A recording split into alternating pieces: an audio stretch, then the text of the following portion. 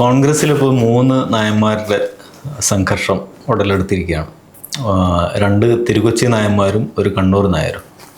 അപ്പോൾ ഇവരുടെ സംഘർഷത്തിൻ്റെ ഒരു സംഗതി എന്ന് പറഞ്ഞത് KC വേണുഗോപാലാണ് യഥാർത്ഥത്തിൽ ഒരു പ്രധാന കേന്ദ്രം. KC വേണുഗോപാലിനെ മുഖ്യമന്ത്രിയാക്കാം. 2 പേർ ആൾറെഡി അതിന് തയ്യാറായിട്ട് നിൽക്കുന്ന മത്സരത്തിലുണ്ട്. അതിൽ കുറച്ചുകൂടി ഒരു സജീവ സാന്നിധ്യമാക്കിയിട്ട് KCയെ മാറ്റാൻ വേണ്ടിയുള്ള ശ്രമം ഗ്രൂപ്പിൻ്റെ ഭാഗത്തു നിന്ന് KCയുടെ അനുയായികൾ എന്ന് പറയാവുന്ന റോജി, ബിനു, പിന്നെ രമ്യ ഹരിദാസ് ഒക്കെ രംഗത്തിറങ്ങിയിരിക്കുകയാണ്, യുവ നേതാക്കൾ. അപ്പോൾ ഇതിൽ എന്താണ് യഥാർത്ഥത്തിലൊരു ഉദ്ദേശം എന്നുള്ളത് ക്ലിയർ അല്ല. ഒന്നാമത്തെ കാര്യം, തെരഞ്ഞെടുപ്പ് കഴിഞ്ഞതിന് മത്സര ഫലം വരാൻ കുറച്ച് കാത്തിരിക്കേണ്ടതുണ്ട്. ഇതിൻ്റെ ഇടയിൽ ഫണ്ട് പിരിവിൻ്റെ ഒരു സാധ്യത പോലെ ഒരു സംഗതി പറഞ്ഞു കേട്ടിരുന്നു. പക്ഷെ അത് അതിനേക്കാളും കുറച്ചുകൂടെ കോംപ്ലിക്കേറ്റഡ് ആണ്. കുറച്ചുകൂടെ സജീവമായിട്ടാണ് എല്ലാവരും ഇറങ്ങിയിരിക്കുന്നത്. ഫണ്ട് പിരിവിൻ്റെ അപ്പുറത്തേക്കാണ് കാര്യങ്ങളുടെ ഒരു സ്വഭാവം കണ്ടിട്ട് തോന്നുന്നത്. 3 പേരും കോമ്പിറ്റന്റ് ആണ്. 3 പേരും കുറച്ച് കാണേണ്ട ആൾക്കാരല്ല. അല്ലെ, 3 പേര് എന്ന് പറയുമ്പോൾ ഇപ്പൊ തോന്നുന്നു ഇപ്പൊ 2 പേരായിട്ട് ചുരുങ്ങുന്നോ സംശയമുണ്ട്. ഈ പറഞ്ഞ പിന്നെ രമേശ് ചെന്നിത്തല ഒരു പരിധി വരെ അവർ പുറകോട്ടാക്കുന്നുണ്ടോ ഡൗട്ട് വരുന്നുണ്ട്. പക്ഷെ അദ്ദേഹം ഇപ്പം ഡൽഹിക്ക് യാത്ര ഇരിക്കാൻ വേണ്ടി പോകുന്നതൊക്കെ റിപ്പോർട്ടുകളൊക്കെ പിന്നെയും വരുന്നുണ്ട്. ഈ പിന്നെ അവകാശവാദം ഉന്നയിക്കുന്നതൊക്കെ പറഞ്ഞു. പക്ഷെ അത് എപ്പോഴും വരുന്നതാണ്. നമുക്കറിയാം ഇതിൽ ഒരു പരിധി വരെ മാധ്യമ വാർത്തകളാണ് എന്നും ഉണ്ടാകുന്നത്. കോൺഗ്രസിലെ പ്രശ്നം അല്ലെങ്കിൽ UDF പ്രശ്നം എന്ന് പറയുമ്പോൾ ഇവർക്ക് നേതാക്കൾ എപ്പോഴും പറയുന്നത് മാധ്യമ സൃഷ്ടിയാണെന്ന്.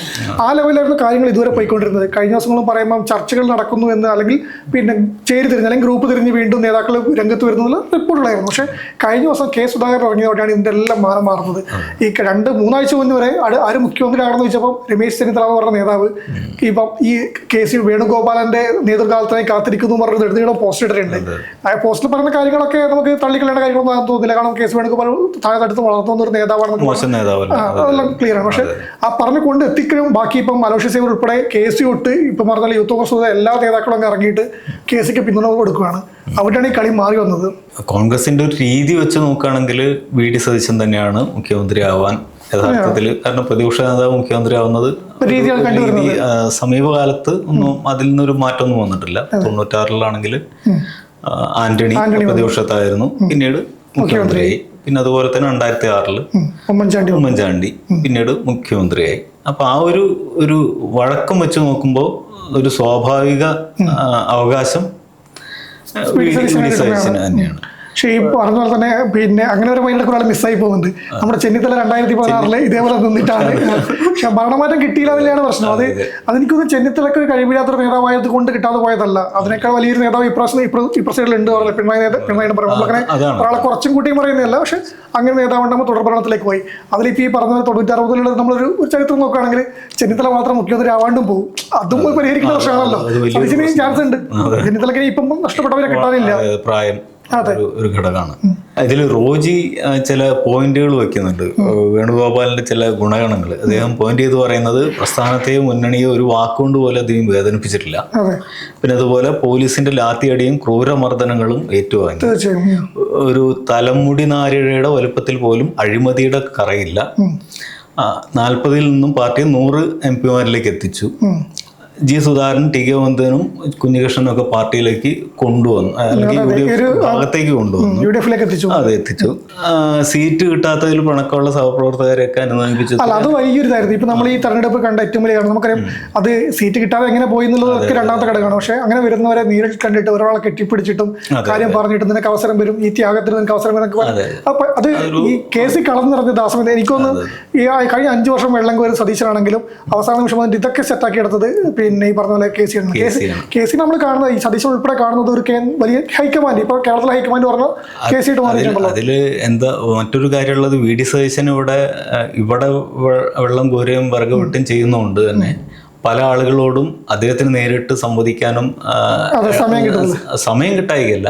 അതൊരു പല പ്രശ്നങ്ങളും ഇതിനകത്തുണ്ടായിരിക്കും. കേസ് കുറെ കൂടെ വിട്ടു നിൽക്കുകയും മുകളിൽ നിൽക്കുകയും ചെയ്യുന്ന ആ ഡിപ്ലോമസി വെച്ചിട്ട് അയാൾക്ക് പലതും ചെയ്യാൻ കഴിയും. പക്ഷേ ഈ റോജി ഇപ്പം പറഞ്ഞത് 40-100 സീറ്റുകൾ വർദ്ധിപ്പിച്ചത് അത് ഞാൻ തന്നെ നേരത്തെ ഒരു വീഡിയോ നമ്മൾ ചെയ്തിട്ടുണ്ടായിരുന്നു. അതിൽ കെ സി വേണുഗോപാൽ നന്നായിട്ട് ഇപ്പോൾ പണിയെടുത്തിട്ടുണ്ട്. ഈ കർണാടകയിൽ തിരിച്ചു വരുന്ന സമയം തൊട്ട് തന്നെ ഇവരുടെ ഒരു നേതൃമാറ്റത്തിൽ ഒരു വലിയൊരു കഴിഞ്ഞ ലോക്സഭാ തെരഞ്ഞെടുപ്പിന് മുമ്പ് തന്നെ കോൺഗ്രസ് തിരിച്ചുവരവിന്റെ പാതയിലാണെന്ന് തെളിയിക്കാൻ കോൺഗ്രസിന് പറ്റുന്നുണ്ട്. പക്ഷെ അത് പറയുമ്പോൾ പല സംസ്ഥാനങ്ങളിലും കെ സിയുടെ വാർ റൂമിന്റെ കാര്യം നമ്മൾ പറയുന്നുണ്ട്. അങ്ങനെ പലതും പോയി എന്നൊക്കെ പറയുന്നുണ്ട്. അങ്ങനെ പക്ഷേ എൻ്റെ സംശയം ഇപ്പോഴും ഇതാണ്. ഇപ്പോൾ കെ സി സംഘടനാ ചുമതലയുള്ള ജനറൽ സെക്രട്ടറിയാണ്. അവിടുന്ന് ഇപ്പോൾ കേരളത്തിന് മുഖ്യമന്ത്രി വരുമ്പോഴേക്ക് ആ പദവിക്ക് ഒഴിയേണ്ടി വരില്ല. ഒരു കോൺഗ്രസിനെ സംബന്ധിച്ച് CPM-നെ സംബന്ധിച്ചാണെങ്കിൽ ഇത് നോർമലാണ്. കാരണം മന്ത്രിസ്ഥാനം വിട്ടിട്ട് മുഖ്യമന്ത്രി സെക്രട്ടറി ആവാൻ വേണ്ടി പോകുന്ന പോലെ അത് ചെയ്യുന്നു. പക്ഷേ ഇവിടെ അങ്ങനെ ചെയ്യുമ്പോൾ അതിൽ അത്ര വലിയ ത്യാഗം ചെയ്യാൻ വേണ്ടി നേരെ തിരിച്ചാലും പോകുന്നില്ല. പക്ഷേ ഇപ്പോൾ ഈ പറഞ്ഞ പോസ്റ്റ് അത്ര ഒരു വില അവർ കൊടുക്കുന്നുണ്ടെങ്കിൽ ഈ പറഞ്ഞാൽ ഇപ്പോൾ സതീശൻ തന്നെ മുഖ്യമന്ത്രി ആവട്ടെ, അങ്ങനെ മുഖ്യമന്ത്രി ആവുകയാണെങ്കിൽ വീണ്ടും ഒരു കാര്യമുണ്ട്. ഇപ്പോൾ ഈ തെരഞ്ഞെടുപ്പ് സ്ഥാനാർത്ഥി പട്ടിക വന്നപ്പോൾ നമ്മൾ ഈ പറഞ്ഞാൽ തന്നെ അതിൽ ഏറ്റവും കൂടുതൽ കെ സിയുടെ പക്ഷക്കാരാണെന്നുള്ളൊരു വാദം ഉണ്ടല്ലോ. ഈ MLA കോൺഗ്രസ് നേതാക്കൾക്ക് അങ്ങനെ പക്ഷമുണ്ടോ നമ്മൾ അങ്ങനെ പറയേണ്ട ആവശ്യമൊന്നുമില്ല. പക്ഷേ ഈ കൂടി പറയുമ്പോൾ കെ സിയുടെ ലിസ്റ്റിലുള്ളവരാണ് കൂടുതൽ MLA-മാരായി പറഞ്ഞു. ഇപ്പം ജയിച്ചിട്ട് ഇതൊക്കെ ഏറ്റവും വലിയ കാര്യം ഇവർക്ക് ഭൂരിപക്ഷം കിട്ടിയാൽ മാത്രമേ ഈ ചർച്ചകളെല്ലാം ഉള്ളൂ. ഇല്ലെങ്കിൽ പ്രതിപക്ഷം എന്താവാനാണെന്നുള്ള ചർച്ച നടത്തേണ്ടത്. അതെന്തായാലും കേസ് ഉണ്ടാവും ചെയ്യില്ല, അത് വേറെ കേസാണ്. പക്ഷേ ഈ പറഞ്ഞ പോലെ ഇങ്ങനെ വരുമ്പം ഇപ്പോൾ ഒരു നേതാവിന് ആരാണ് പാർലമെന്ററി പാർട്ടി നേതാവാണെന്ന് നോക്കുമ്പോൾ അതിൽ വോട്ട് കെ സി കൂടുതൽ കിട്ടാനുള്ള വഴിയെല്ലാം ഉണ്ട്. കാരണം അങ്ങനെയാണല്ലോ പറഞ്ഞത് ഏറ്റവും കൂടുതൽ കെ സിയുടെ ലിസ്റ്റിലുള്ളവരാണ് വന്നത്. പക്ഷെ ഞാൻ കാണുന്നത് അപ്പോഴും കെ സി ഒരു മുൻകരുതൽ എന്നുള്ളത് എടുത്തു വെച്ചാണെന്ന് എനിക്ക് തോന്നുന്നത്. കാരണം കെ സി ഇപ്പോഴും കേന്ദ്രത്തിൽ നല്ല ഹൈക്കമാൻഡിൽ നല്ലൊരു നേതാവായിട്ട് നിൽക്കുന്നു. കേരളത്തിൽ സതീശൻ ഭരിക്കുന്നുണ്ട് ചെയ്യട്ടെ, മുഖ്യമന്ത്രി ആവട്ടെ. പക്ഷേ ആ സതീശൻ്റെ എന്താ പറയേണ്ടത് നമ്മൾ പറയുന്ന പോലെ ഒരു ഏകദേശത്തിലേക്ക് പോയില്ല. കാരണം അദ്ദേഹത്തിന് MLA-മാരുടെ പിന്തുണ ഉണ്ടെങ്കിൽ MLA-മാരെ നിയന്ത്രിക്കാൻ വേണ്ടി കെ സി പുറത്തുണ്ട്. കെ സിയുടെ MLA-മാരാണ് ഉള്ളത് പാർട്ടിയിൽ. കേരളത്തിൽ ഇപ്പം പറഞ്ഞ പോലെ ഒരു ചെന്നിത്തലയെ സൈഡാക്കിയിട്ടാണ് സതീശൻ ഇപ്പം കയറി വന്നതെന്ന് പറയാൻ വേണ്ടി പറ്റും. ആ ഒരു വരവ് അടുത്ത വർഷം 5 വർഷം മുഖ്യമന്ത്രി ആയാൽ സതീശൻ കുറച്ചും കൂടി ഉയർന്നു വരുമല്ലോ. അല്ലെങ്കിൽ അത് സംശയമില്ല, ഒരു നേതാവായിട്ട് വലിയ ഇതിലേക്ക് വരും. അതിനെ തടയിടാൻ വേണ്ടിയിട്ട് അങ്ങനെ എല്ലാം വിട്ടുകൊടുക്കാതിരിക്കാൻ വേണ്ടിയിട്ട് കെ സി ഒരു ബ്രിഗേഡിനെ സെറ്റാക്കി വെച്ചിട്ടുണ്ടെന്ന് ഞാൻ കരുതുന്നു. ഈ പറഞ്ഞാൽ ഇപ്പം പറഞ്ഞ നേതാക്കളെല്ലാം വരുന്നത് നമ്മൾ കഴിഞ്ഞ വർഷം ഇരിക്കൂറിൽ കഴിഞ്ഞ തെരഞ്ഞെടുപ്പിൽ സജീവ് ജോസഫിന് സീറ്റ് കിട്ടിയതൊക്കെ ഈ നേതൃത്വത്തിൻ്റെ എല്ലാം സുധാകരൻ ഉൾപ്പെടെ നേതൃത്വത്തിന് എല്ലാം വെട്ടിയിട്ടാണ് കെ സിയുടെ ഒരു നോമിനിയായിട്ട് സജീവ് വരുന്നതെന്ന് പറഞ്ഞിട്ടുണ്ട്. അപ്പോൾ അങ്ങനെ വരുന്ന സമയത്ത് കളി അന്നോട്ടേ തുടങ്ങി തന്നെ പറയേണ്ടി വരും. ആ വരുന്നൊരു സ്റ്റെപ്പായിട്ട് ഇപ്പോൾ എനിക്കൊന്നും ഇപ്പോഴും മുഖ്യമന്ത്രിയാവാൻ ഈ പറഞ്ഞ പോലെ ഹൈക്കമാൻഡിൽ ഇപ്പോൾ അല്ലെങ്കിൽ വേണോ ഈ നമ്മുടെ സതീശനെ തീരുമാനിച്ചാലും സതീശൻ ഭരിക്കുവാണെങ്കിലും ഒരു നിർണായക ശക്തിയായിട്ട് ഹൈക്കമാൻഡ് എന്ന നിലയിൽ എന്തായാലും സതീശൻ തലക്കമുള്ള ഉണ്ടാവും. പക്ഷേ അതിനേക്കാൾ സമ്മർദ്ദ ശക്തിയായിട്ട് MLA-മാരെ കൂടെ സമ്മർദ്ദ ശക്തിയായിട്ട് നിൽക്കാനും കെ സി വേണുഗോപാലിന് പറ്റും. അപ്പോൾ ഒരു 50-50 ചാൻസ് ഒക്കെ ഉണ്ട്. പക്ഷേ ഇതിലൊക്കെ വരുന്നത് മറ്റേ നമ്മൾ കാണുന്നത് ഈ പറഞ്ഞ ചെന്നിത്തലയാണ്. ചെന്നിത്തല ഒരു നിർണായക ഘടകമായി മാറും. കാരണം NSSന്റെ പൂർണ്ണ ഒരു പിന്തുണ അദ്ദേഹത്തിനുണ്ട്. സന്ദീപേട്ട പറഞ്ഞു തുടങ്ങി 3 നായന്മാരെയാണ് പറഞ്ഞു തുടങ്ങിയത്. പക്ഷെ അതിൽ ഈ നായന്മാരുടെ ഒരു സമുദായത്തിൻ്റെ സപ്പോർട്ട് വീട് സതീശൻ എത്രത്തോളം കിട്ടുന്നത് നമുക്ക് പറയാൻ വേണ്ടി പറ്റില്ല. ആ ഒരു ഉടക്കിലയിൽ നിൽക്കുന്നതാണ് നിലവിൽ നിൽക്കുന്നത്. സമുദായ സംഘടനകളോടെല്ലാം നിലപാടുന്ന അദ്ദേഹത്തിന് അങ്ങനെയാണ്. അങ്ങനെ വരുമ്പോൾ ചെന്നിത്തലക്കാണ് സപ്പോർട്ട് കിട്ടുന്നത്. ചെന്നിത്തലയുടെ സാമുദായിക സപ്പോർട്ടും വീട് സതീശൻ്റെ പാർട്ടിയുടെ സപ്പോർട്ടും വരുമ്പം ഒരു അവിടെ എന്ത് നടക്കുന്നുള്ള ഇത് വരുന്ന സമയത്തായിരിക്കും കെ സിൻ്റെ ഒരു എൻട്രി ഉണ്ടാകുന്നത് ഞാൻ കരുതുന്നത്. അങ്ങനെയാണ് വരേണ്ടത്. പക്ഷെ അത് ഈ പറഞ്ഞതൊക്കെ നടക്കണമെങ്കിൽ ഭൂരിപക്ഷം കിട്ടണം. ഈ പറഞ്ഞ ഭൂരിപക്ഷം കിട്ടുന്നുള്ളത് ഇപ്പം നമുക്കങ്ങനെ പറയാൻ പറ്റുന്നത് വലിയൊരു തരംഗം ഉണ്ടാവാൻ എന്തായാലും പോകുന്നില്ല. നമുക്ക് ഒരു അനുമാനം അങ്ങനെയാണ് വരുന്നത്. വലിയ തരംഗത്തിലേക്കൊന്നും പോകുന്നില്ല. അങ്ങനെ ഒരു ഭൂരിപക്ഷം കിട്ടുവാണെങ്കിൽ ഇനിയിപ്പം പറഞ്ഞാൽ ഇവരിപ്പോൾ ഇത്ര MLA-മാരെല്ലാം പിടിച്ചിട്ട് അല്ലെങ്കിൽ കോൺഗ്രസ് മൊത്തം പിടിച്ചോട്ടെ. ഇന്ന് കെ മുരളീധരൻ പറഞ്ഞിട്ടുണ്ട് UDF എന്നത് ഘടകകക്ഷി എല്ലാം കൂടെ ചേർന്നാണ് തീരുമാനിക്കേണ്ടത്. കാരണം ലീഗ് എന്നൊരു നിർണായക ശക്തി അവിടെ ഉണ്ട്. ലീഗിന് 10-20 സീറ്റോളം 22 സീറ്റോളം ഒക്കെ അവർ പറയുന്നുണ്ട്. ഒരു 10-18 സീറ്റ് കിട്ടുന്നിരിക്കട്ടെ. അവരുടെ തീരുമാനം എടുക്കാണ്ട് ഉപമുഖ്യമന്ത്രി സ്ഥാനമൊക്കെ വേറെ മുഖ്യമന്ത്രിയിലും ഒരു നിർണായക ശക്തിയായിട്ട് ഒരു മാറാൻ വേണ്ടി പറ്റും. അത് പറഞ്ഞാൽ കെ സിനാണോ VD-നെയാണോ അവർ പിന്തുണക്കുന്നത് കുഞ്ഞാലിക്കുട്ടിയുടെ അല്ലെങ്കിൽ മുസ്ലിം ലീഗിനെ പിന്തുണ വരുന്നതിലും ഇത് നിർണായക ഘടകമായിട്ട് മാറും. അപ്പോൾ അവിടെയൊക്കെ കളിക്കാൻ ഇവർക്ക് ഇനി സ്കോപ്പ് ആക്കിയിട്ടുണ്ട്. MLA-മാരെ പിടിച്ചാലും കോൺഗ്രസിന്റെ ലീഗ് എപ്പോഴും പറഞ്ഞ പോലെ കോൺഗ്രസിനെ മുഖ്യമന്ത്രി തീരുമാനിക്കുന്ന കോൺഗ്രസിനായിരിക്കും. അതിൽ ഇടപെടില്ലാന്നൊക്കെ പറഞ്ഞാലും ഇതിലുള്ള നമ്മുടെ മറ്റേ മാണി കുഞ്ഞാലി ഒരു കൂട്ടുകെട്ടുണ്ടായിരുന്നല്ലോ. ഒരു സഖ്യം ഒരു സമവാക്യം ആയിരുന്നു ഭരിച്ചുകൊണ്ടിരുന്നത്. അതിലിപ്പം കുഞ്ഞുമാണി പോയി ഇപ്പം മുന്നണി അവരുടെ പാർട്ടിയിൽ പോയെങ്കിൽ തന്നെ കുഞ്ഞാലിയും അവിടെ 2 ശക്തികളുണ്ടായിരുന്നു. ഇപ്പോഴത്തെ തെരഞ്ഞെടുപ്പിൽ കുഞ്ഞൂനും ഇല്ല. കുഞ്ഞൂനും നമുക്കറിയാം അദ്ദേഹത്തിന്റെ കാലം കഴിഞ്ഞ ശേഷം തെരഞ്ഞെടുപ്പാണ്. അപ്പം എങ്കിലും കുഞ്ഞാലിക്കുട്ടിയുടെ ശക്തി അവിടെയുണ്ട്. അതിനെ തള്ളിയിട്ട് ഇപ്പോൾ പറഞ്ഞ VD സതീശനോ അല്ലെങ്കിൽ രവീശ് ചെന്നിത്തലക്കോ കെ സി വേണുഗോപാലോ ഒന്നും ചെയ്യാൻ വേണ്ടി പറ്റില്ല. ഒരു നേരിയ ഭൂരിപക്ഷം തന്നെ ഉറപ്പോട്ടെ. ഒരു 80 സീറ്റിന്റെ ഇല വരുന്നെങ്കിൽ തന്നെ അവിടെ കുഞ്ഞാലിക്കുട്ടിയുടെ നിലപാട് നിർണായകമായിരിക്കും. അവിടെ ഈ പറഞ്ഞ നേതാക്കൾക്കെല്ലാം ഇപ്പം പറയുന്ന ചെന്നിത്തലയാണ് സപ്പോർട്ട് ചെയ്യുന്നത്, ആരാണ് സപ്പോർട്ട് ചെയ്യുന്നത് പറയാൻ വേണ്ടി പറ്റില്ല. ലീഗ് ഒരു ക്രൂഷ്യലായിട്ട് മാറും. ഇപ്പം മുഖ്യമന്ത്രി സ്ഥാനം ചോദിക്കുന്നതൊക്കെ രണ്ടാമത്തെ ഘടകമാണ്. അതിപ്പം അറിഞ്ഞു കൊടുക്കുകയോ ഇല്ലയോ എന്നൊക്കെ നമുക്ക് കാണേണ്ടി വരും. പക്ഷേ എങ്കിൽ തന്നെ ഈ മുഖ്യമന്ത്രി ചർച്ചകൾ അവർക്ക് ഒരു നിർണായക റോൾ ഉണ്ടാവും.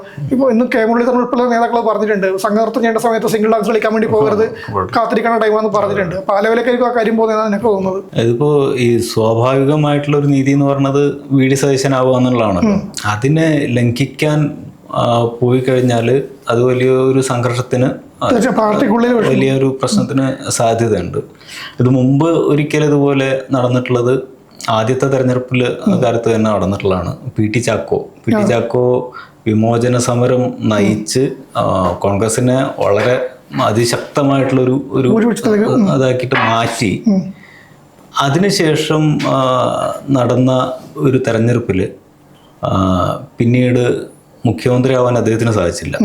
അതിന് പകരം വന്നത് സ്വാഭാവികമായിട്ടുള്ള അന്നത്തെ ഒരു സഖ്യകക്ഷികളിലൊക്കെ ഒരു പ്രത്യേകത കാരണം പട്ടം താണപ്പിള്ള വരികയും പിന്നീട് ഉപമുഖ്യമന്ത്രിയായിട്ട് ശങ്കർ വരികയും ചെയ്തു.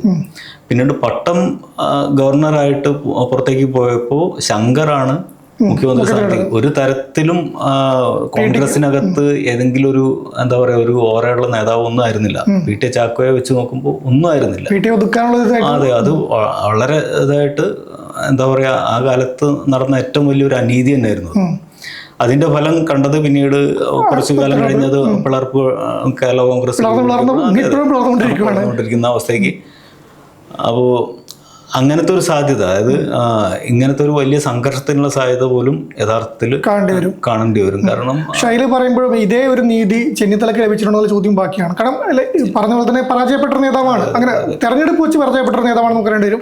ആ സമയത്ത് ആരോപണം ഉന്നയിച്ചൊന്നും വലിയ കാര്യമായിട്ടൊന്നും പോയില്ല. പക്ഷേ ഈ പറഞ്ഞ പോലെ സതീശൻ എങ്ങനെയാണ് പ്രതിപക്ഷ നേതാവായി വന്നത് നമ്മൾ നോക്കണം. അന്നത്തെ രണ്ട് ശക്തി ഉമ്മൻചാണ്ടിയും ചെന്നിത്തലയും തന്നെയായിരുന്നു. അതിൽ ഉമ്മൻചാണ്ടിയും ചെന്നിത്തലക്കൊപ്പമായിരുന്നു. ഈ പറഞ്ഞ പോലെ AI ഗ്രൂപ്പിന് രണ്ട് ഇതായിട്ട് അവർ നിൽക്കുമ്പോഴും 2021 റിസൾട്ട് വന്നതിന് ശേഷം ഇവർ രണ്ടും കൂടി തന്നെ ഇവരൊക്കെ മനസ്സിലായാലും ചെന്നിത്തല തന്നെ തുടരും എന്ന രീതിയിലായിരുന്നു കാര്യങ്ങൾ വരുന്നത്. അവിടെയാണ് വി.ഡി. സതീശന്റെ ഒരു കടുംവെട്ട് നടന്നതും ഈ പിന്നെ അഭിപ്രായ രൂപീകരണത്തിലെ അല്ലെങ്കിൽ അഭിപ്രായ വോട്ടെടുപ്പിലൂടെ യുവ നേതാക്കളെ ചാക്കിട്ട് പിടിച്ച. അതിന് മുമ്പ് ഹരിത MLA എന്ന് പറഞ്ഞിട്ട് ഈ ഉമ്മൻചാണ്ടിക്ക് ഉൾപ്പെടെയുള്ള നേതാക്കൾക്കെതിരെ പടവഹിച്ച നേതാവായിരുന്നല്ലോ സതീശൻ അവിടുന്ന് കയറി വരുന്നത്. ആ വരവ് വല്ലാത്തൊരു എൻട്രി ആയിരുന്നു. അതിൽ പിന്നെ സൈഡാക്കി പോയത് തന്നെയായിരുന്നു. എന്നിട്ടും പാർട്ടിയിൽ ഈ പറഞ്ഞ ഇപ്പം പറഞ്ഞ തന്നെ പ്രശ്നങ്ങളുണ്ട്. ഈ പറഞ്ഞ AI ഗ്രൂപ്പിന്റെ പ്രശ്നങ്ങളൊക്കെ സതീശൻ നേരിടേണ്ടി വരുന്ന വിഷയം വരുന്നുണ്ട്. അല്ലെങ്കിൽ എന്നിട്ടും പിന്നെ KPC പ്രസിഡന്റിന് എല്ലാവരും പ്രശ്നമുണ്ടല്ലോ. അവിടേക്ക് സുധാകരൻ കൂടി വരുമ്പോഴേക്കാണ് ഈ ഒരു സാസു സഖ്യം എന്നൊക്കെ പറഞ്ഞൊരു മാധ്യമങ്ങൾ വിളിക്കുന്നുണ്ടായിരുന്നു. സുധാകരനും സതീശനും സഖ്യമായി വരുന്നത്. അവിടെ നിന്ന് തൊട്ടടക്കുമ്പം ഞാൻ പിന്നെ കാണുന്നതിലെല്ലാം പിന്നെ ഒരു ഒതുക്കലിന്റെ രാഷ്ട്രീയം നമുക്ക് വ്യക്തമായി കാണാൻ വേണ്ടി പറ്റും. ഇങ്ങോട്ടുള്ള എല്ലാം വരുമ്പോൾ അതിൽ പിന്നെ വലിയൊരു കിങ് മേക്കറായിട്ടൊക്കെ വി.ഡി. സതീശൻ ഇപ്പോൾ ഉയർത്തിക്കാട്ടുന്നുണ്ട്. അതിൽ ഉപതെരഞ്ഞെടുപ്പൊക്കെയാണ് ഇതിൽ ഇവർ ഏറ്റവും കൂടുതൽ ഹൈലൈറ്റ് കാണിക്കുന്നത്. ഒന്ന് തൃക്കാക്കരയിൽ വരുമ്പം പിന്നെ പി.ടി. തോമസ് മരിച്ചപ്പം ഭാര്യ ഉമാ തോമസിനെ സീറ്റിൽ അയച്ചത്, ഉമ്മൻചാണ്ടി മരിച്ചപ്പം സ്വന്തം മണ്ഡലം. ഈ കണക്ക് പറഞ്ഞ് വരുമ്പോൾ നമ്മൾ നോക്കേണ്ടത് എനിക്ക് പിന്നെ കോൺഗ്രസിന്റെ സൈബർ പോരാളി നമുക്ക് പറയാൻ പറ്റുന്ന അദ്ദേഹം ഒരു പോസ്റ്റ് ഇട്ടിട്ടുണ്ട്. ഇപ്പം സതീശൻ അല്ല സുധാകരനായിരുന്നു പിന്നെ നേതാവ് എന്ന് പറഞ്ഞിട്ട്. അതിൽ പറയുന്ന ഒരു സാധനം ഇപ്പൊ പറഞ്ഞു വരുന്നത് ഈ കഴിഞ്ഞ ലോക്സഭാ തെരഞ്ഞെടുപ്പിൽ 2 സീറ്റ് കോൺഗ്രസ് നഷ്ടപ്പെട്ടാണ്. ഈ വി. സതീശന്റെ പ്രതാപത്ത് പറയുമ്പോൾ ആലപ്പുഴ പിടിച്ചെടുത്തു. KC വേണുഗോപാലാണ്. അത് വേറെയിലേക്ക് പോയി. പിന്നെ നമുക്ക് കയ്യിലുള്ള ആലത്തൂരും പോയി തൃശ്ശൂരും പോയി. 2 സീറ്റ് ഇവിടെ നഷ്ടപ്പെടുവാണല്ലോ. അതാരും പറയുന്നില്ല. ഈ സതീശൻ ഇത്രയും വലിയ നേതാവായി അല്ലെങ്കിൽ തെരഞ്ഞെടുപ്പുകളിൽ എത്രയും വലിയ ഇമ്പാക്ട് ആയിരുന്നെങ്കിൽ അത് നോക്കേണ്ടത് ചോദ്യം വരുന്നത്.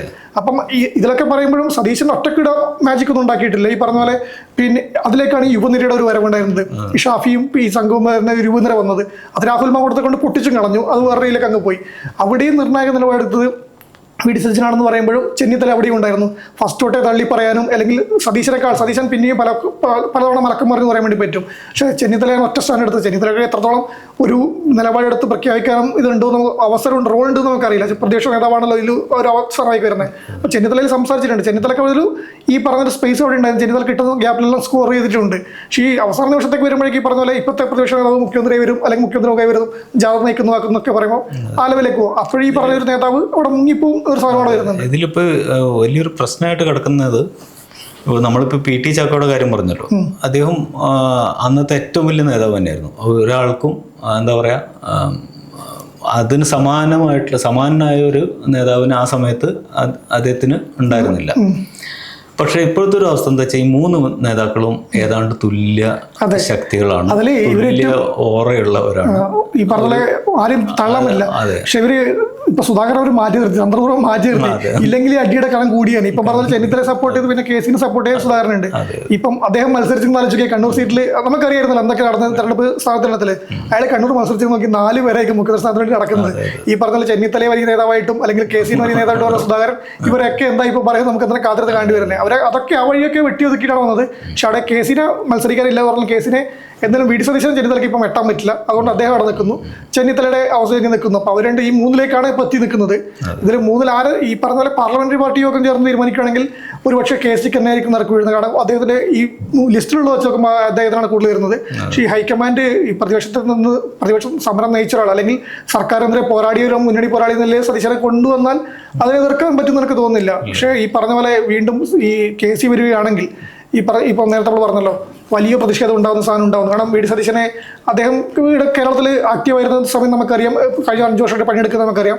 KC അത്രത്തോളം ആക്റ്റീവ് ആയിരുന്നില്ലോ ഇല്ല ഒരു കാര്യം, അത് വേറെ ഇത് നടക്കും. പിന്നെ ഇയാൾ KC രാജിവെച്ചിട്ട് വേണം മത്സരിക്കാൻ വേണ്ടിയിട്ട്. ഒരു 2 ഉപതെരഞ്ഞെടുക്കാൻ വരാൻ പോകുന്നത്. ഒന്ന് നിയമസഭ തെരഞ്ഞെടുപ്പിലേക്ക് എന്തായാലും KC മത്സരിക്കണം, 6 മാസത്തിലുള്ള മുഖ്യമന്ത്രിയായിട്ട് മത്സരിക്കണം. അപ്പോൾ ആലപ്പുഴ പാർലമെന്റ് സീറ്റിലേക്ക് വീണ്ടും ഒരു ഉപതെരഞ്ഞെടുപ്പ് കൂടി വരും. ഇതൊക്കെ ചർച്ചയാവുന്ന എന്തായാലും ഉറപ്പാണ്. അപ്പം അത് തിരിച്ചടിയാവുന്ന സാധനം വരുമോ എന്നുള്ളത് നോക്കി. തിരിച്ചടിയാവുന്നുള്ളൊരു ഭരണം കിട്ട തോളത്തിൽ മുഖ്യമന്ത്രിക്ക് വേണ്ടി മാറി കൊടുക്കുന്ന മണ്ഡലമൊക്കെ പറഞ്ഞാൽ കോൺഗ്രസ് സുഖമായിരിക്കും. പക്ഷെ അത് പുറത്തൊരു ചർച്ചയാവും. ഈ പറഞ്ഞ സതീശൻ ഗ്രൂപ്പിനും പിന്നെ RC ഗ്രൂപ്പിനും RC VD KC ഇങ്ങനെ പല ഗ്രൂപ്പുകളായിട്ട് ഇപ്പോൾ മാറുന്നുണ്ട്. ആ ഗ്രൂപ്പുകൾക്കെല്ലാം കത്തിക്കാനുള്ള യന്ത്രമായിട്ട് മാറും. അത് 2031 വലിയ തിരിച്ചടിയിലേക്ക് പോകുന്നതിൽ സംശയമില്ല. ഇതിപ്പം പ്രതിപക്ഷവും സോഷ്യൽ മീഡിയയിലെ ഇടതുപക്ഷം എല്ലാം എപ്പോഴും പറഞ്ഞിട്ടുള്ള സാധനമായിരുന്നല്ലോ. അല്ല, പ്രതിപക്ഷം എന്നല്ല ഇടതുപക്ഷമൊക്കെ പറഞ്ഞിട്ടുണ്ട്. അവർക്ക് ഭരണം കിട്ടിയാൽ അടി തുടങ്ങും, ഗ്രൂപ്പ് മന്ത്രി വിഭജനം എല്ലാ സീറ്റ് വെച്ചിട്ട് എല്ലാം അടി തുടങ്ങുന്നത്. ഇത് ഭരണം കിട്ടുന്നൊന്നും ഉറപ്പായിട്ടില്ല, റിസൾട്ട് വന്നിട്ടില്ല, അതിന് മുമ്പേ അടി തുടങ്ങിയിട്ടുണ്ട്. അപ്പം ആ ഒരു ഇത് എന്തായാലും കോൺഗ്രസ് നേതൃത്വം കാണുമെന്ന് എനിക്ക് തോന്നുന്നുണ്ട്.